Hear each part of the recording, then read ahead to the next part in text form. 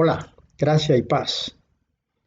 De nuevo por acá en nuestra cita semanal para analizar en profundidad la palabra de Dios.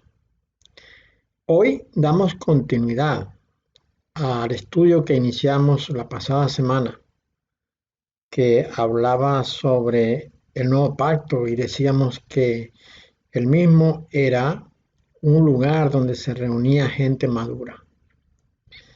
Esta semana estaremos hablando de la iglesia y nos haremos la siguiente pregunta. ¿La iglesia, un lugar de niños o de adultos? Hoy vamos a estar confirmando o reafirmando el mensaje de la semana pasada.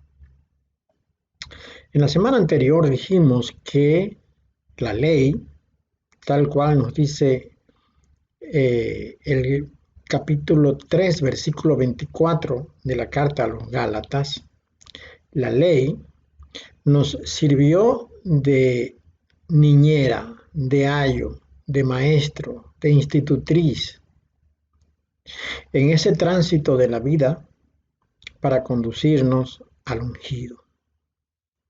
Y el tema es realmente interesante por cuanto se espera que cada creyente en el ungido, es decir, en el elegido, en Yahshua, el Señor, sea maduro, sea crecido, sea adulto en las cosas de Dios y no como un niño.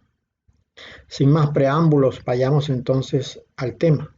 Decíamos entonces que esta porción de la carta a los Gálatas, capítulo 3, en el contexto dice lo siguiente.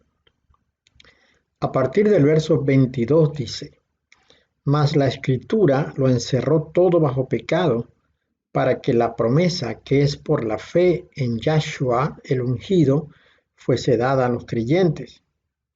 Pero antes que viniese la fe, estábamos confinados bajo la ley, encerrados para aquella fe que iba a ser revelada. De manera que la ley ha sido nuestro ayo para llevarnos al ungido, a fin de que fuésemos justificados por la fe. Este texto nos da la idea de pasar de un punto a otro.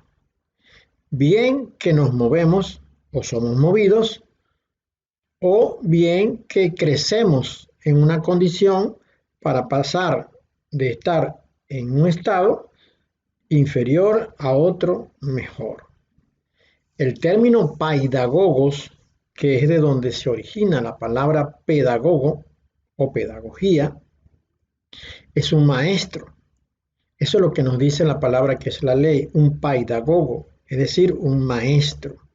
Un maestro que nos llevó de la situación de confinamiento en la que antes estábamos bajo el peso del pecado a una condición mejor, que es la de la libertad bajo la justificación que se logra por la fe en el ungido. Esto quiere decir entonces que mientras estábamos en la ley, éramos niños porque necesitábamos un maestro, un pedagogo que nos condujera a la justificación, a la libertad que es en el ungido, lo cual exige entonces una condición de madurez. Y de esto el escritor de la carta a los Hebreos en el capítulo 10, versículo 1 nos dice: porque la ley, teniendo la sombra de los bienes venideros, no la imagen misma de las cosas, nunca puede, por los mismos sacrificios que se ofrecen continuamente cada año, hacer perfectos a los que se acercan. Si usted vio nuestro video anterior, sabe que la palabra perfecto se origina en el griego teleiosoi, que también puede ser traducido como madurez. Madurez y perfección se originan en la misma palabra griega teleiosoi. De manera que este versículo del capítulo 10 de la carta a los Hebreos podría reescribirse de la siguiente manera: porque la ley, teniendo la sombra de los bienes venideros, no la imagen misma de las cosas, nunca puede, por los mismos sacrificios que se ofrecen continuamente cada año, hacer maduros a los que se acercan. Es concluyente entonces la posición del escritor de la carta a los hebreos cuando nos dice que la ley nunca podía llevar a la madurez o ella misma hacer maduro a alguien. Lo único que nos contribuía la ley era para conducirnos mediante la enseñanza a llegar al ungido y a lo que íbamos a obtener por medio de la gracia que había alcanzado él delante de Dios, para que nosotros los creyentes, por medio de la fe, pudiésemos ser justificados. De tal manera entonces que la ley, con todos sus mandamientos, no matarás, no robarás, no adulterarás, etcétera, era un maestro que nos aleccionó a lo largo de nuestra vida, conduciéndonos con la rigidez de un pedagogo para que cuando hubiésemos llegado a la fe, que es en el ungido, tuviésemos ya una condición suficiente para poder alcanzar la madurez que es allí.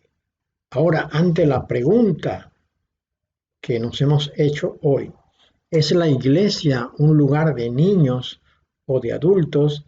Debemos entonces ir paso a paso.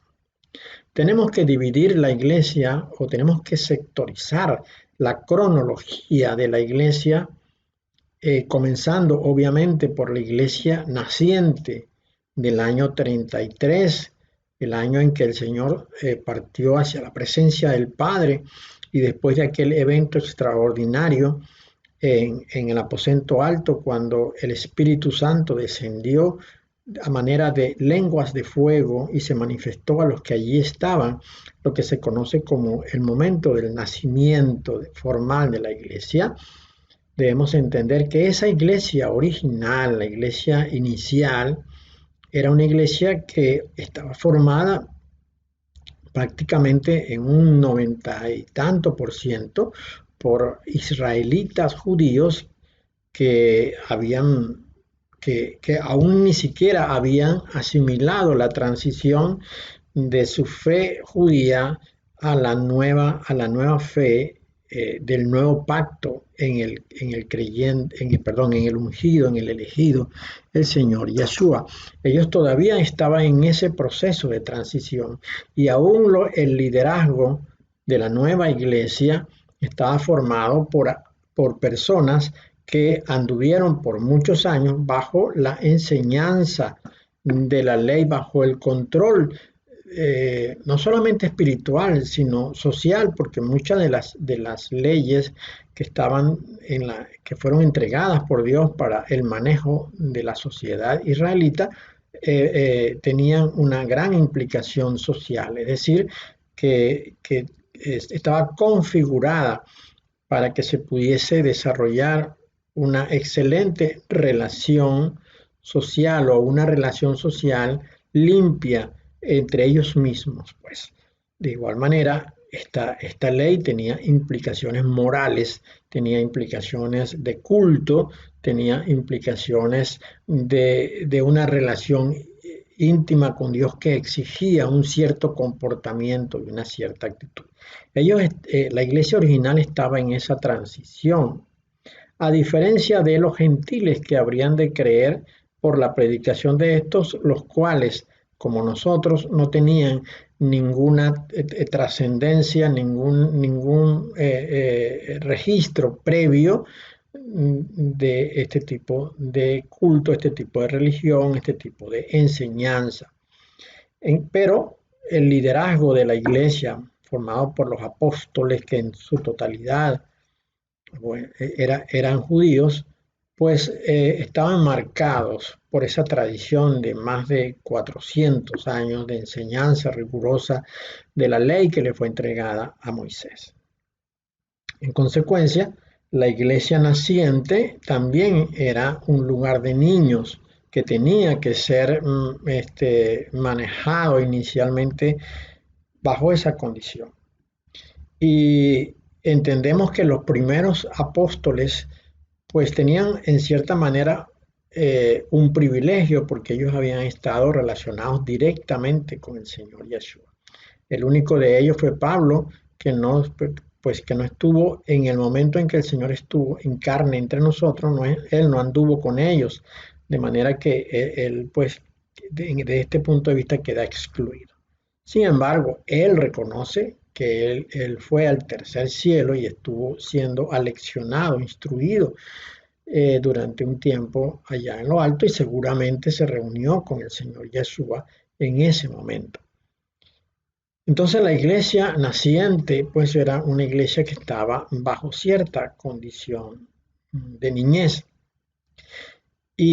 Pero Pablo en su transitar como apóstol y en su enseñanza a la iglesia, él sabía que la iglesia tenía que pasar de esa condición de niño a una condición de adulto, porque si nosotros revisamos con detenimiento las cartas de Pablo, vamos a entender que Pablo tenía ese propósito. Y también el Señor Yeshua en algunas ocasiones tocó el punto de la madurez en, en, con las personas con las que se relacionó. Pablo, en la primera carta a los Corintios, en el capítulo 13, versículos 9 y 10, ese capítulo que usted y yo conocemos, que es el que habla del amor, ya finalizando esta porción de la palabra, dice lo siguiente: en parte conocemos y en parte profetizamos, mas cuando venga lo perfecto, entonces lo que es en parte se acabará. De nuevo, insistimos, la palabra perfecto es teleiois, que es la que también es traducida como madurez. Madurez y perfección es lo mismo. En consecuencia, este versículo podría ser reescrito de la siguiente manera: en parte conocemos y en parte profetizamos, mas cuando venga la madurez, lo que es en parte se acabará. Lo que nos está diciendo Pablo acá, lo que nos está dando a entender Pablo acá, es que algunas cosas que fueron introducidas en la iglesia original y que todavía se mantiene dentro de la iglesia actual, eran temas para ser tratados por un tiempo, para ser practicados por un tiempo, pero que vamos a inferir, pero que este tiempo estaría marcado por una iglesia que era un lugar de niños. Pero luego, cuando la iglesia alcanzara la madurez, esas cosas terminarían. Pero unos versículos anteriores, Pablo nos dice: las profecías se acabarán y cesarán las lenguas y la ciencia acabará. Esto estaba previo al versículo que leímos anteriormente, de manera que Pablo está dando una introducción para luego concluir que cuando llegue lo perfecto, cuando llegue la madurez, lo que es en parte se acabará. ¿Y qué es lo que es en parte? Las profecías, las lenguas y el conocimiento o la ciencia. Debemos entender nosotros entonces que cuando se alcanza la madurez, que es cuando se alcanza la perfección, estos temas, estas prácticas, ya no son necesarias. Ya no son necesarias porque estas prácticas eran para tratar con una iglesia que estaba formada por gente que había sido marcada, que había sido enseñada durante centenas de años sobre la base de una ley que era para niños.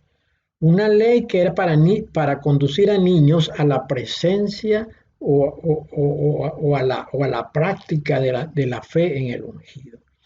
La ley sirvió para conducir a los niños hasta el ungido, pero cuando llegan al ungido todavía siguen siendo niños. Y una de las porciones, cuando el Señor menciona a la iglesia, vamos a notar allí que hay un tratamiento al grupo como si fuesen niños. Veamos. En esta porción de Mateo 18, 15 al 17, encontramos al Señor Yeshua dando instrucciones de cómo proceder cuando hubiese enfrentamientos dentro de la iglesia, lo cual en sí mismo es una condición de niños, porque son niños los que se pelean. La iglesia madura es una iglesia fundamentada en el amor, como explicamos la semana pasada y como afirmaremos en esta enseñanza. Y cuando andamos en el amor, que es un estado de perfección o de madurez, no existen problemas de enfrentamiento ni de confrontación entre hermanos. Entonces el Señor le dice, por tanto, si tu hermano peca contra ti, ve y repréndele estando tú y él solos. Si te oyere, has ganado a tu hermano. Mas si no te oyere, toma aún contigo uno o dos, para que en boca de 2 o 3 testigos conste toda palabra. Si no los oyere a ellos, dilo a la iglesia, y si no oyere a la iglesia, tenle por gentil y publicano. Acá está muy claro que el Señor está dando un tratamiento a los niños. Es como si fuesen pues unos infantes a los cuales hay que estar permanentemente corrigiendo y dando instrucciones de comportamiento, porque no saben comportarse. Bueno, esta situación el Señor la dejó plasmada, quedó clara y está escrita en los evangelios. La iglesia inicial era un lugar para niños y como niños tenían pues que ser tratados. En ese sentido, ya no desde el punto de vista de la confrontación, como es lo que nos está tratando aquí el Señor Yeshua, sino del funcionamiento como iglesia, vemos nosotros acá que Pablo nos está diciendo que hay algunas manifestaciones dentro de la iglesia que funcionarán por un tiempo. Entre tanto, la iglesia alcanza la perfección o la madurez. Cuando se llegue a la madurez o a la perfección, es decir, al teleiois, pues ya estas cosas no serán necesarias. Y como hemos dicho, estas cosas que no serán necesarias, pues entre ellas están la profecía, entre ellas está la ciencia y entre ellas está las lenguas. En esta misma porción de la palabra que estamos leyendo, que es el capítulo 13 de la primera carta a los Corintios, Pablo remata su enseñanza diciendo, cuando yo era niño, hablaba como niño, pensaba como niño, juzgaba como niños. Mas cuando ya fui hombre, dejé lo que era de niño. Está ratificando él que las lenguas, la profecía y la ciencia son cosas de niños, porque lo que nos está haciendo es prepararnos para la madurez. Ahora, mientras somos niños, practicamos todas estas cosas, la lengua, las profecías y la ciencia. Pero cuando hayamos alcanzado la madurez, la perfección dentro de la iglesia, estas cosas deben terminar, tal cual nos lo dijo él, que ya leímos, que está en primera a los Corintios capítulo 13, versículo 8. Las profecías se acabarán y cesarán las lenguas y la ciencia acabará. ¿Y cuándo ocurrirá esto? Nos lo dijeron los versículos 9 y 10. En parte conocemos y en parte profetizamos, mas cuando venga lo perfecto, es decir, cuando venga la perfección, cuando venga la madurez, entonces lo que es en parte se acabará. En la carta a los Efesios capítulo 4 versículos 11 al 14 leemos lo siguiente. Y él mismo constituyó a unos apóstoles, a otros profetas, a otros evangelistas, a otros pastores y maestros, a fin de perfeccionar a los santos para la obra del ministerio, para la edificación del cuerpo de el ungido, hasta que todos lleguemos a la unidad de la fe y del conocimiento del Hijo de Dios, a un varón perfecto, a la medida de la estatura de la plenitud del ungido, para que ya no seamos niños fluctuantes, llevados por doquiera de todo viento de doctrina, por estratagema de hombres que, para engañar, emplean con astucia las artimañas del error. Acá está muy bien explicado el asunto del tema de la iglesia inicial, de la iglesia original. Habíamos dicho hace un momento que la iglesia inicial, la iglesia original tenía profecía, tenía lengua y tenía conocimiento, y que esto debía ser durante un tiempo. Entre tanto había la transición de niños a adultos, pero que una vez llegada a la madurez, llegada la perfección, estas cosas debían ser quitadas. Ahora, acá en este punto, también vamos a encontrar algunos datos sobre la iglesia original, que era una iglesia de niños. Acá vamos a ver entonces lo siguiente. Dice que haber constituidos apóstoles, profetas, evangelistas, pastores y maestros tenía la intención de perfeccionar a los santos. La palabra utilizada para perfeccionar es la palabra teleiois, es decir, que el propósito de apóstoles, profetas, evangelistas, pastores y maestros tenía la intención de conducir a la iglesia a la madurez, a la perfección. Ese era el propósito, para que, habiendo alcanzado esto, estuviesen preparados para la obra del ministerio, que es la edificación del cuerpo del ungido, que es la iglesia, pues, la edificación. Ellos fueron introducidos para la edificación del cuerpo del ungido, de la iglesia. Y esto tenía dos propósitos, tal y como también mencionamos en el video anterior. Y estos eran, primero, que todos lleguemos a la unidad de la fe. Y segundo, que todos conozcamos plenamente al Hijo de Dios, al varón perfecto. Acá, cuando se menciona varón perfecto, se está refiriendo al creyente o al cuerpo, considerado como uno solo, un varón perfecto, es decir, un varón maduro. No podemos confundirnos en este punto con el Hijo de Dios, quien de por sí y por naturaleza es un varón perfecto y es maduro por cuanto sus obras así lo confirman. Pero las obras nuestras, las obras de los creyentes, nos hacen creer que somos más bien niños. Ahora, el haber puesto estos ministerios dentro de la iglesia tenían el propósito, era de llevar a los santos a la madurez. De allí pues que todo ministro que era dejado en el cargo dentro de la iglesia para conducir la iglesia tenía que ser alguien maduro, alguien crecido, alguien adulto, alguien perfecto, tal y como Pablo le deja instrucciones a Timoteo para saber cómo debía conformar el cuerpo de ancianos que dirigirían a la iglesia. Y el propósito de estos ministerios era que cada creyente y el cuerpo de Cristo en general, todos tuviésemos la medida de la estatura. Cuando nos dice estatura, nos dice pues condición de madurez, condición de adultez, condición de perfección.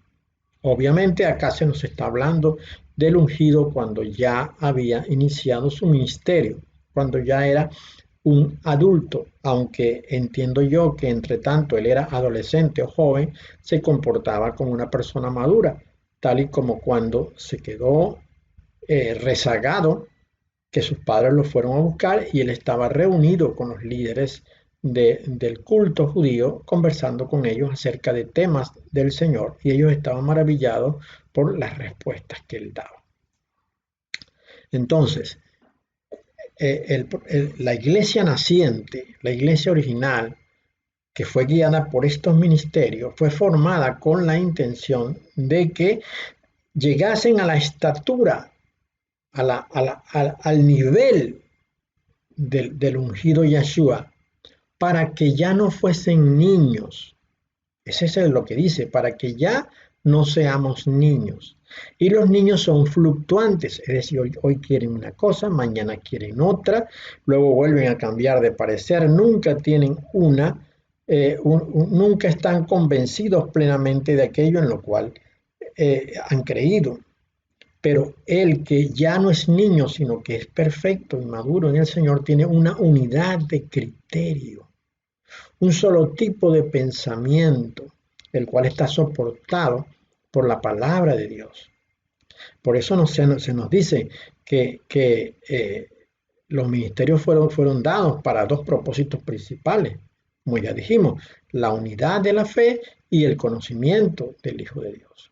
La unidad de la fe forma parte de ese comportamiento del adulto en la fe, del adulto creyente, el que no es fluctuante, porque los que son fluctuantes son los niños, que son llevados por doquiera con todo viento de doctrina. Por eso hemos visto que la iglesia del Señor en los últimos 30 o 40 años ha sido un lugar donde se manifiesta el comportamiento de niños, por cuanto la gran cantidad de doctrinas que entraron de la iglesia, que entraron a la iglesia, los movieron de un lugar al otro, no estaban firmes en lo que habían creído.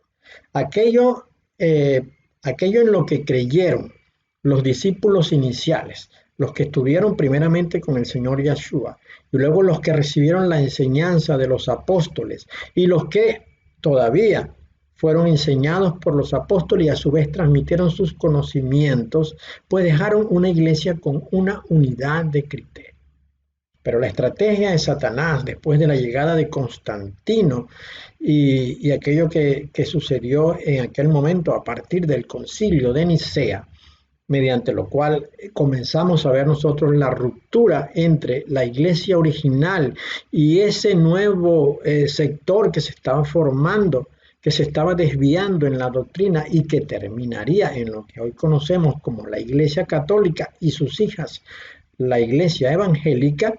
Esta estrategia que fue planificada por Satanás, pero obviamente fue aplicada por hombres, que es lo que esta porción de la carta a los Efesios llama estratagema de hombres, que para engañar emplean con astucia las artimañas del error.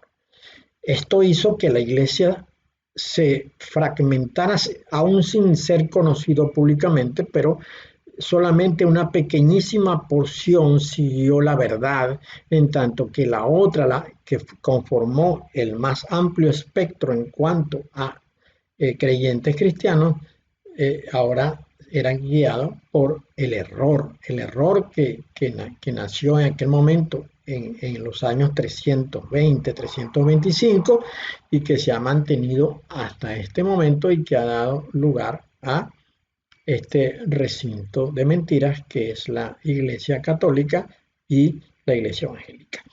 Bueno, a partir de hace 40 años, decía más o menos, para acá se han introducido una gran cantidad de doctrinas dentro de la Iglesia que han sido introducidas por astutos hombres que se han disfrazado de gente de piedad, que se han disfrazado de creyentes, que tienen apariencia, hablan como si fueran creyentes, tienen actitudes de culto, tienen actitudes de aparente respeto a Dios, mencionan al Hijo y todo esto, pero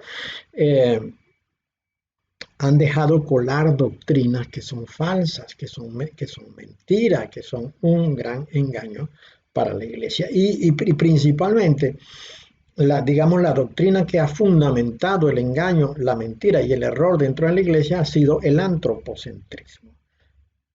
Yo creo que el lugar donde mejor se manifiesta el antropocentrismo es la iglesia evangélica. Quizás en la iglesia católica no tanto. En la iglesia católica se puede palpar es la teología babilónica de los multidioses, ¿no? Pero eso no existe en la iglesia evangélica. En ese punto la iglesia evangélica ha logrado convencer al mundo que es la iglesia de Dios porque se ha apartado de los muñecos y de los santos que son mini dioses dentro de la iglesia católica, pero ha permitido y ha dejado colar ciertas cosas que han sido introducidas como artimañas del error. Por ejemplo, podemos citar que a partir de la reunión de Lausana del año 1975-1976, patrocinada por Billy Graham y otro grupo de hombres pues que le apoyaron a él.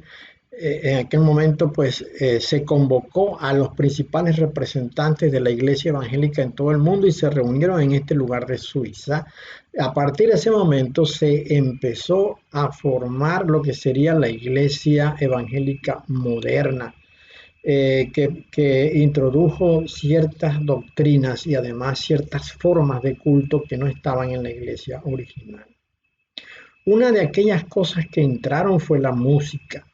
A partir de aquel momento se cambió aquel estilo de música de adoración que era un lugar, que era una forma de adoración basada en himnos y en cánticos espirituales conforme a lo que Pablo había recomendado en la palabra, y se abrió la posibilidad para que lo mundano entrara a la música cristiana, como estos ritmos conocidos. El peor de ellos es el rock, que es, digamos, una música que es propia de Satanás y que él la usa para sus cosas, ¿no? Para sus cosas perversas. El ritmo rock entró dentro de la música cristiana y una gran cantidad de cantantes y de grupos empezaron a ser formados a partir de aquel momento, que son los que se han manifestado como cantantes cristianos, que como decíamos en el mensaje anterior, pues lo que hemos visto son personajes que que se han lucrado, que se han enriquecido a partir digamos, el seguimiento o el favoritismo que la cristiandad le ha dado a ellos comprando su música, ¿no? Y yendo a sus espectáculos que son muy bien pagados y que le dan mucho lucro a los que los traen a ellos y a ellos mismos, a tal punto que le ha permitido pues tener una vida muy cómoda a estos cantantes. Pues asimismo, igualmente, a evangelistas y predicadores. Hemos visto evangelistas muy famosos que han tenido ministerios muy poderosos con televisión, con páginas que son muy seguidas, con iglesias, han formado iglesias donde hay decenas de miles de personas que asisten a esos cultos, y esos cultos se basan en doctrinas de hombres, no son doctrinas que están fundamentados en la palabra. Así pues nosotros podemos entender y ver cómo muchos de ellos en los años 80, 90, en la primera década del 2000, se hicieron muy conocidos y adquirieron mucho poder y mucha autoridad en el mundo, porque una iglesia de niños les siguió en idolatría. Y allí nos hemos basado nosotros muchas veces en decir que la iglesia evangélica es un lugar de idólatras. Diferente a la iglesia católica, porque la idolatría de la iglesia católica está dirigida a muñecos que no hablan, que no se mueven y esto, ¿no? Pero la idolatría en la iglesia evangélica sí va orientada a seres vivos, que es el antropocentrismo. Es decir, la idolatría a personajes, a hombres y mujeres que dicen representar la iglesia de Dios y que tienen ministerios, falsos ministerios no aprobados ni apoyados por Dios, que han servido precisamente para adquirir renombre pues se han posicionado dentro de la iglesia en un sitio preferencial, y temas como estos son muy incómodos para ellos. Pero Dios está descubriendo últimamente estos falsos ministerios y vamos a ver dentro de poco tiempo cómo se descubrirá aún más. Pero digamos que ellos serán abiertamente descubiertos cuando sea el día del juicio de la iglesia, una vez que ocurra el arrebatamiento. Estos ministerios y estas iglesias que han surgido en los últimos 30 años nos han llevado por un camino de conocimiento que se ha desviado del propósito de Dios. Son iglesias que se han basado y fundamentado en el Antiguo Testamento.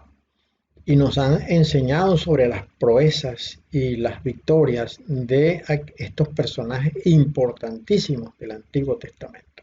Personajes como, por ejemplo, Moisés, David, Gedeón, eh, Isaías, Jeremías, Salomón, personajes sin duda alguna que tienen una gran relevancia para el conocimiento de las cosas que ocurrieron en el pasado. Y la Iglesia Evangélica ha adoptado el Antiguo Testamento como el fundamento de sus enseñanzas, influidos seguramente por el señor Rashdoni, R.J. Rashdoni, quien promovió en los primeros años del siglo pasado la idea de la iglesia siempre victoriosa, nunca perdedora, porque él estaba completamente opuesto a una iglesia derrotada. De allí entonces que él no creía, él no quiso creer en el tribulacionismo que está anunciado en la palabra de Dios, y tampoco aceptaba que el reino de Dios se estableciera sobre la tierra cuando el Señor comenzara su gobierno milenial, sino que según Rashdoni, la iglesia debía ya, a partir de este momento, comenzar a gobernar en la tierra. Y esto porque él creía que muchos de los defectos que hay en la tierra podrían ser corregidos si los hijos de Dios gobernan. Aunque parecía un intento razonable, pues a pesar de ello no estaba avalado por el propósito de Dios, y ya voy a decir por qué. Primero, el tribulacionismo es una cosa que viene y está anunciado en la palabra de Dios y ciertamente ocurrirá. Una iglesia perseguida, una iglesia masacrada, una iglesia muy pero muy afectada por la violencia, viene y ocurrirá en los próximos años porque ya está muy cercano ese momento. Y segundo, el Señor viene a la tierra precisamente para rescatar a los santos que van a ser afectados durante el tribulacionismo, como nos dice la carta a los hebreos. El Señor viene a rescatar a los que le esperan, a los que están anhelando su regreso porque están siendo duramente perseguidos y están tratando de resistir el embate de la bestia anunciada en Apocalipsis 13 y Daniel 7. Una vez que el Señor venga, la iglesia será levantada y Él descenderá a gobernar durante 1000 años. Esta es la verdad. Esto está en la palabra de Dios de esta manera. No está en la palabra de Dios como lo describe Rashdoni. Bien, la iglesia evangélica, influida por las enseñanzas de Rashdoni, tomó para sí el dominionismo, que es la doctrina que introdujo Rashdoni, y la ha aplicado durante estos últimos 40 años. Es decir, que se ha fundamentado en el Antiguo Testamento para sus enseñanzas, obviando o dándole muy poca importancia a lo ocurrido en el Nuevo Testamento y dándole prácticamente oscureciendo la obra del Señor Yahshua el ungido, por cuanto muy poco le mencionan a él, excepto para aquello de que le necesitas para ser salvo, de que es el Hijo de Dios, de que resucitó de los muertos. Estas son cosas que sí se mencionan, pero la obra del Señor prácticamente la han dejado escondida. Prefiriendo, por ejemplo, promocionar la obra de Moisés cuando con la vara abrió el mar en dos y el pueblo de Israel pudo pasar por en medio, y luego las aguas se cerraron nuevamente cuando el ejército de Faraón había entrado en aquel camino abierto en el mar. Y esto es una obra extraordinaria que Dios hizo en aquel momento, pero mucho más poderosa es la obra del Señor Yahshua, que quien, mejor dicho, habiendo muerto, pudo resucitar y presentarse delante del Padre, y logró hacer algo que nadie podía hacer según el testimonio de Juan, que era tomar el libro de los sellos de la mano del Padre sin morir, porque obviamente no iba a morir porque él se había ganado ese derecho, y poder desenrollar el libro de los sellos para que lo que estaba escrito allí pudiera ser dado a conocer para que se cumpliera, porque ahí está la derrota anunciada de Satanás y de todos los hijos de él, los descendientes de Caín sobre este mundo. Tal es la importancia de la obra del Señor Yeshua que Satanás ha procurado esconderla a través de una falsa iglesia, que es la iglesia evangélica, y la iglesia católica obviamente no da a conocer a Yeshua nunca, sino a María, que es su reina, ¿no? La reina de la iglesia católica, ¿no? La María de la iglesia católica, porque la María verdadera es la mamá del Señor y ella no tiene nada que ver con este protagonismo malsano y perverso que Satanás ha impuesto en el mundo. Ahora veamos lo que Pablo dice en la carta a los Filipenses. Él dice: ciertamente aún estimo todas las cosas como pérdida por la excelencia del conocimiento del ungido Yeshua, mi Señor, por amor del cual lo he perdido todo y lo tengo por basura para ganar al ungido. Y luego añade en el versículo 10, a fin de conocerle y el poder de su resurrección y la participación de sus padecimientos, llegando a ser semejante a él en su muerte. Aquí vemos entonces que la teoría de R.J. Rashdoni queda completamente anulada por la verdad de la palabra de Dios. La teoría de Rashdoni podría ser muy encantadora y muy atractiva, pero es mentirosa, porque la verdad es que la iglesia sufrirá cuando Pablo dice llegando a ser semejante a él en su muerte. Eso es para todos y cada uno de nosotros, porque llegado el momento cuando la bestia Illuminati nos exija explicación de nuestra fe, tenemos que decidir por la muerte, porque si decidimos por la vida, aunque vivamos en este mundo, seremos muertos para Dios. Entonces, el propósito de las Escrituras, cuando nos habla de alcanzar madurez, es conocer al ungido Yeshua a fin de conocerle, dice él.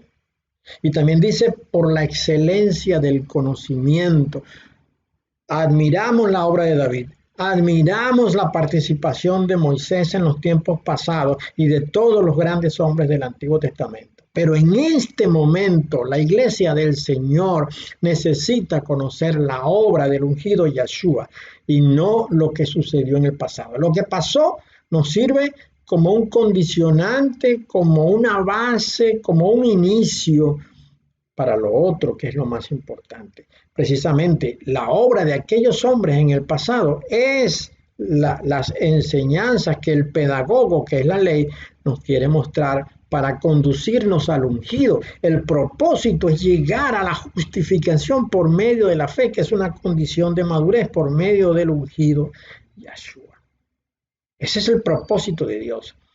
Por la excelencia del conocimiento del ungido Yeshua, dice el mi Señor. Dice, a fin de conocerle. Fíjate lo que dice. No dice conocer a Moisés para ver cómo Dios abrió el mar para que pasara a Israel. No, no dice para conocer a David y cómo pudo un chiquitico vencer a un gigante por medio de una onda que le dio en la cabeza y luego pudo vencerle, matándole, pues. ¿Ah? No dice eso. No dice cómo Gedeón con 300 hombres logró vencer a un ejército de 10,000. Eso no es lo importante. Eso simplemente nos conduce al ungido. Pero en este momento, el propósito de Dios es que alcancemos el conocimiento del ungido. Esa es la iglesia madura. Pero la iglesia de niños es la iglesia que se regodea en las cosas del pasado y en las victorias y cómo David traía el arca y venía danzando y todo esto. Bueno, eso alegra mucho a una iglesia de niños. Pero en este momento, insisto, lo que Dios quiere es que conozcamos a Yeshua. Que conozcamos a Yeshua, el poder de la resurrección, de cómo se levantó de los muertos solamente por su vida victoriosa, porque pudo vencer el pecado. Y la participación de sus padecimientos para llegar a ser semejantes a él en su muerte. La iglesia tiene que ser participante, tiene que conocer los padecimientos del Señor para ser semejante a él en su muerte. Luego el versículo 15 dice lo siguiente, hablando de la unidad de la fe, dice, así que todos los que somos perfectos, es decir, los que somos maduros, esto mismo sintamos. Es decir, ¿qué es lo que tenemos que sentir? Que tenemos que dejar todo aquello que teníamos, abandonarlo y tenerlo como basura, porque nuestro deseo, nuestro propósito es conocer al Señor, a fin de conocerle a Él. Dice, así que todos los que somos maduros, ya no somos niños que vivimos en el Antiguo Testamento viendo las obras y los prodigios del pasado. Estamos ahora en el nuevo pacto. Dice, todos los que somos maduros, esto mismo sintamos. Y si otra cosa sentís, bueno, Dios se lo revelará. Pero en aquello a lo que hemos llegado, sigamos una misma regla. Esta es la unidad de la fe. Sintamos una misma cosa. Esta es la unidad de la fe. Para tener la unidad de la fe tenemos que conocer al ungido plenamente y su obra es su poderosa obra. Ya la carta a los hebreos nos había dicho en el capítulo 6, versículos 1 y 2, que había unas enseñanzas básicas que son las enseñanzas para niños que tenemos que dejar atrás. No es que, cuando digo dejar atrás, no es que estoy diciendo que les desechemos porque no son importantes. No, por el contrario. Lo que estoy diciendo es que ya las aprendimos, ya las conocemos, ya las hemos asimilado y forman parte de nuestra vida. No podemos quedarnos ahí. Tenemos que seguir a una etapa más avanzada. ¿Y cuáles fueron esas enseñanzas?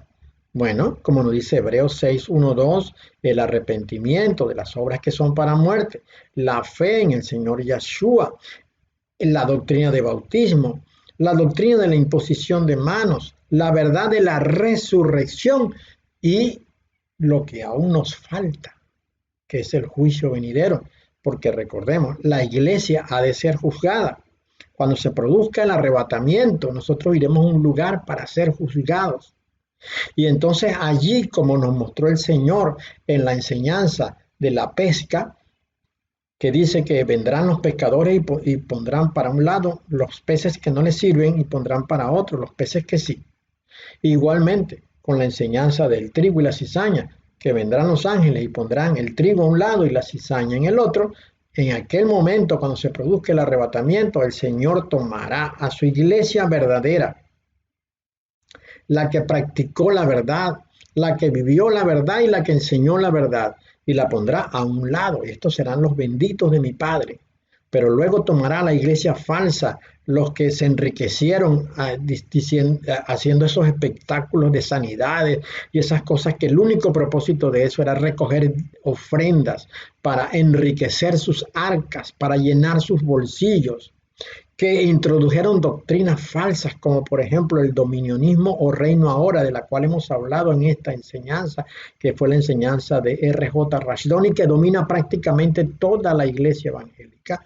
Las enseñanzas de la metafísica dentro de la fe o la fe psíquica y no la fe verdadera, que es aquella de que lo visualizo en mi mente, lo creo, lo declaro y lo recibo. Estas son enseñanzas perversas metidas a partir de 1990 para acá. O aquella doctrina de la prosperidad que ha plenado la gran mayoría de las iglesias y en la cual están metidos una gran cantidad de los niñitos de Dios.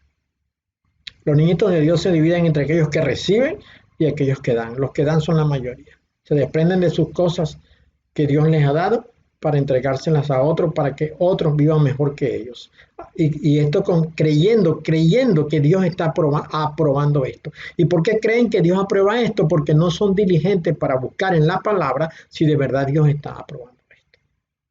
Así vemos entonces que estos ministerios que se han desarrollado en los últimos 25 o 30 años,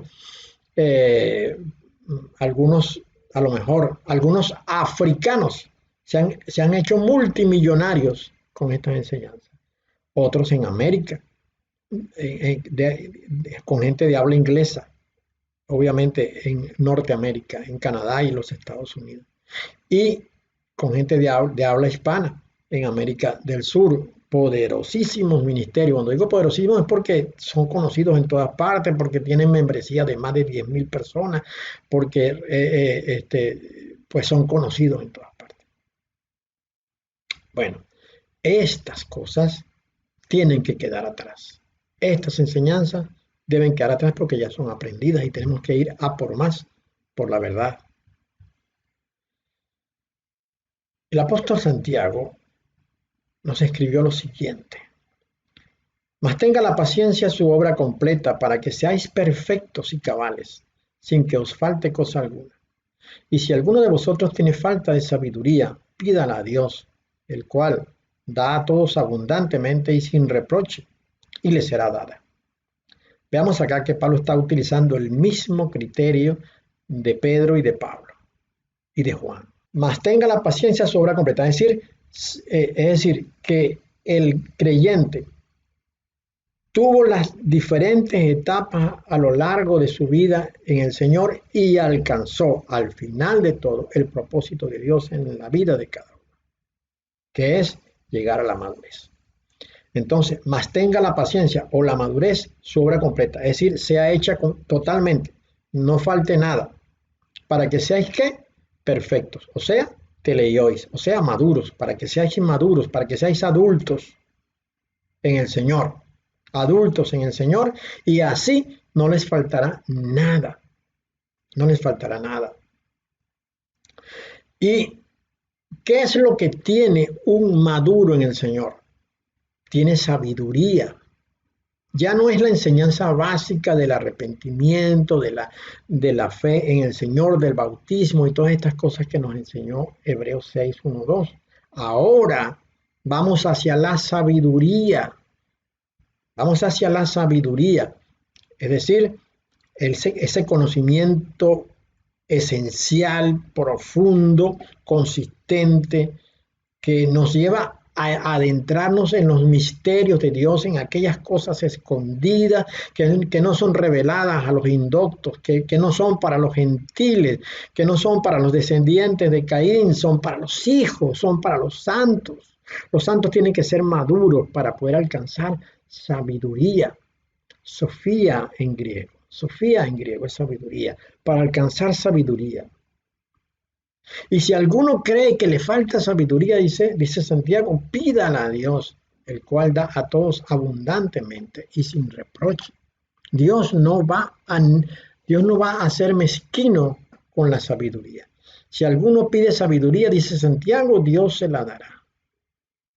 Así pues que nosotros estamos entendiendo que aquellas cosas en las cuales nos formamos como iglesia tienen que ir siendo dejadas atrás. Los ministerios fueron buenos, pero deben ser dejados atrás. Las operaciones que son el hablar en lenguas, que son la profecía y que son el conocimiento, deben ser dejados atrás, porque saben, cuando alguien alcanza madurez, ya no necesita ser enseñado de nadie, sino que el Espíritu mismo le enseña. Y esto lo ratificó el apóstol Juan cuando escribió en la primera carta, capítulo 2, versículo 27, lo siguiente: pero la unción que vosotros recibisteis de él, o sea, el Espíritu Santo, permanece en vosotros, y no tenéis necesidad de que nadie os enseñe, así como la unción misma os enseña todas las cosas, y es verdadera, y no es mentira. Según ella nos ha enseñado, permaneced en él. La persona madura en el Señor no tiene que ser un idólatra de los líderes y de los evangelistas y de los pastores en este tiempo. No tiene por qué convertirse, no tiene por qué volverse un seguidor de nadie, porque estos supuestos sabios que la iglesia evangélica sigue con tanto fervor, lo que enseñan es doctrina de demonios, como las que ya hemos mencionado anteriormente. Realmente, lo único que necesitamos nosotros es la unción, es decir, el Espíritu Santo que mora en nosotros, porque Él es quien nos lleva a toda la verdad. Nos enseña todo, y somos enseñados por Él, por el Espíritu Santo. Y la unción es verdadera y no es mentira. Según ella nos ha enseñado, permaneced en él. Primera de Juan, capítulo 2, versículo 27.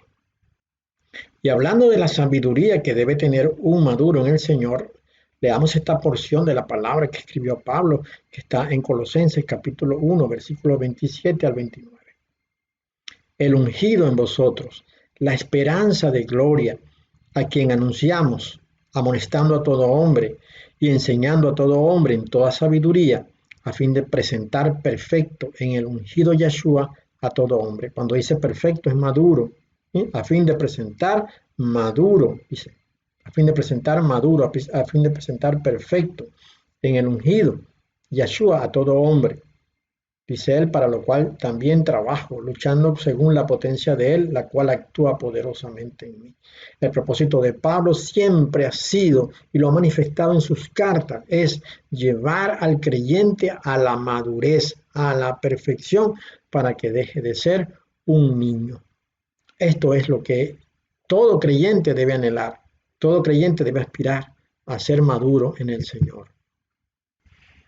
En esta porción de la carta a los Colosenses, capítulo 3, versículos 12 al 17, dice: Vestidos pues como escogidos de Dios, santos y amados, de entrañable misericordia, de benignidad, de humildad, de mansedumbre, de paciencia, soportándoos unos a otros y perdonándoos unos a otros, si alguno tuviere queja contra otro.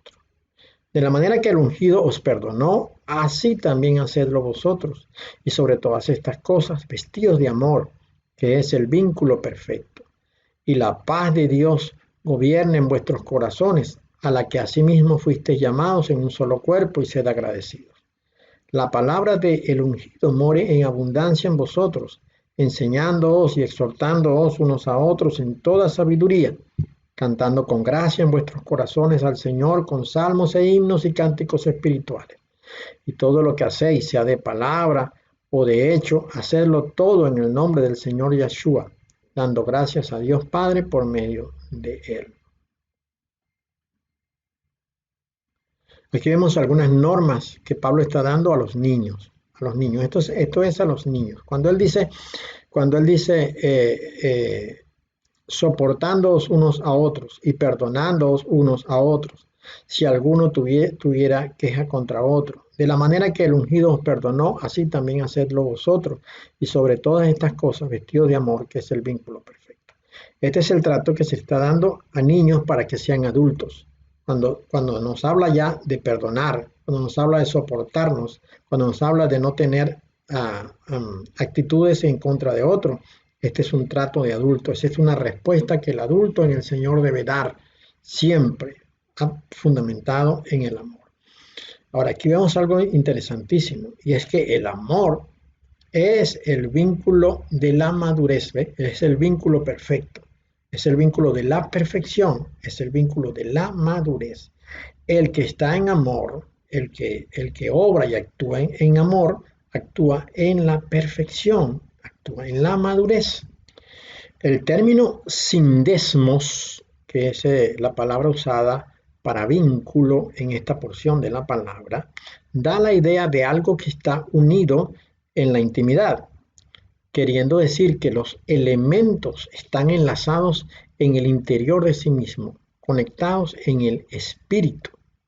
Entonces, todos nosotros estamos vinculados internamente unos con otros, y lo que nos vincula, lo que nos une por lo interno, es el amor. Está claro entonces que el amor no va a obrar en el alma, no va a obrar en la mente, porque allí es imposible encontrar. El amor obra en el espíritu, en las entrañas, en lo interno, porque el amor es del espíritu. Los sentimientos son del alma, pero el amor es del espíritu, porque el amor no es un sentimiento, el amor es una decisión. Cuando uno decide amar a alguien es porque uno está asumiendo de antemano que favorecerá de cualquier manera a esa persona para que salga vencedor. En consecuencia, la persona madura, perfecta en el ungido, procede así. Tiene entrañable misericordia, son benignos, son humildes, son mansos, son pacientes, se soportan entre ellos, se perdonan entre ellos. Esto significa que se han vestido de amor. Así pues, la iglesia original que nació en el año 33 y que era guiada por aquellos ministerios, que tenía operaciones y actividades propias, estaba siendo conducida, estaba siendo llevada, estaba siendo transicionada de una condición a otra condición, de una condición inferior, que es la de niño, a una condición mayor, que es la de adulto, que es la de personas con sabiduría. Y una persona con sabiduría, una persona madura y perfecta, actúa de esta manera, como nos ha dicho Pablo en esta porción de la palabra.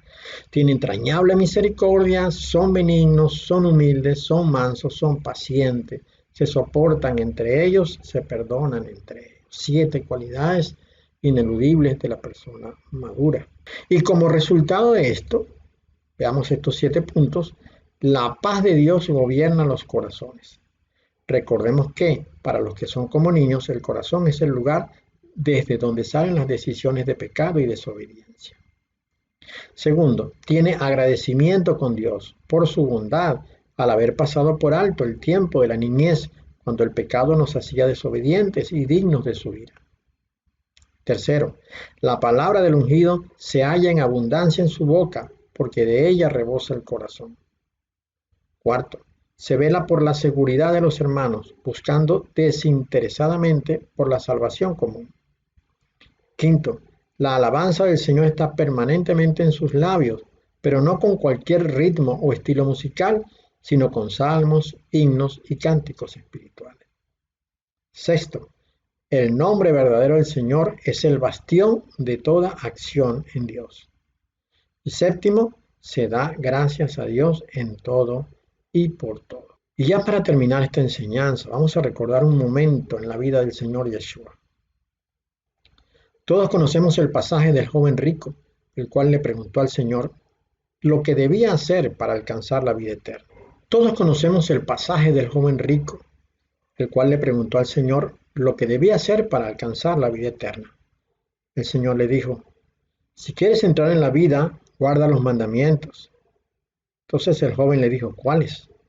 Y Yeshua le respondió, no matarás, no adulterarás, no hurtarás, no dirás falso testimonio, honra a tu padre y a tu madre y amarás a tu prójimo como a ti mismo. Pero cuando el joven quiso ir más allá, le preguntó al Señor, ¿qué más me falta? En ese momento el Señor le respondió, si quieres ser perfecto, anda, vende lo que tienes y dalo a los pobres y tendrás tesoro en el cielo. Y ven y sígueme. Muchas veces hemos escuchado esta enseñanza y hemos asumido que el joven se perdió. Pero meditemos un poquito sobre esto. Él le preguntó al Señor, ¿qué tengo que hacer para alcanzar la vida eterna? Y el Señor le dijo lo que tenía que hacer, los mandamientos, tal cual como están escritos. ¿Y qué le dijo él? Esto ya lo he hecho, esto lo he cumplido toda mi vida. De manera entonces que el Señor estaba diciéndole al muchacho cuál sería la condición y el Señor le dijo esto, el muchacho le dijo esto lo hice. De manera que pues a él no se le iba a negar la entrada porque él había cumplido los mandamientos. Pero cuando le preguntó qué más me falta, entonces el Señor le añadió algo. Si quieres ser perfecto, es decir, si quieres ser maduro, porque la palabra aquí usada siempre es teleiois. Si quieres ser maduro, si quieres ser perfecto, entonces anda, vende lo que tienes y dalo a los pobres. La condición de perfección es aquella condición de desprendimiento. La semana pasada hablábamos de longanimidad. Esto es la longanimidad. Desprenderse lo que uno tiene para ayudar a otros. Esto es amor. Es decir, favorecer siempre a los demás. Me quedo yo sin lo que poseo, pero ayudo a otro. Esto es ser perfecto. Y esta es la iglesia que el Señor quiere. Una iglesia de gente que ama. El amor es una condición de perfección. Entonces, la palabra que usa el Señor acá es teleiois, que como hemos dicho puede ser interpretada como madurez. Podríamos reescribir entonces este versículo y decir, si quieres ser maduro, anda, vende lo que tienes y dalo a los pobres y tendrás tesoro en el cielo. Y ven y sígueme. Entonces, Pues de acá podemos inferir que con la ley, el cumplimiento de los mandamientos, pues que es una cosa de niños, es una cosa de niños. Pero vender lo que se tiene para ayudar a los pobres, despojarse a sí mismo, es para maduros. La iglesia debe ser un lugar para adultos.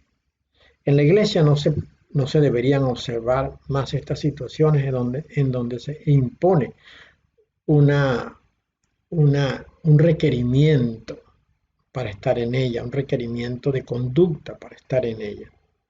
El gran problema de la iglesia es que enseña en base a la ley y no enseña en base a la madurez.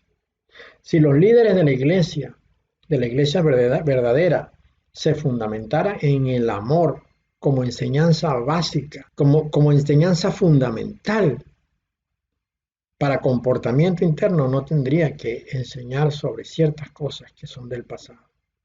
Si se enseñara a amar a los hermanos, ya la victoria habría sido conseguida. Recordemos, una característica de los maduros es que aman, es que son pacientes, es que son santos y es que tienen longanimidad, es decir, son desprendidos. Creo que con esto tenemos suficiente para entender cómo debe comportarse la iglesia del Señor.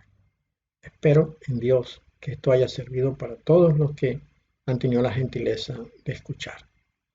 Dios te bendiga.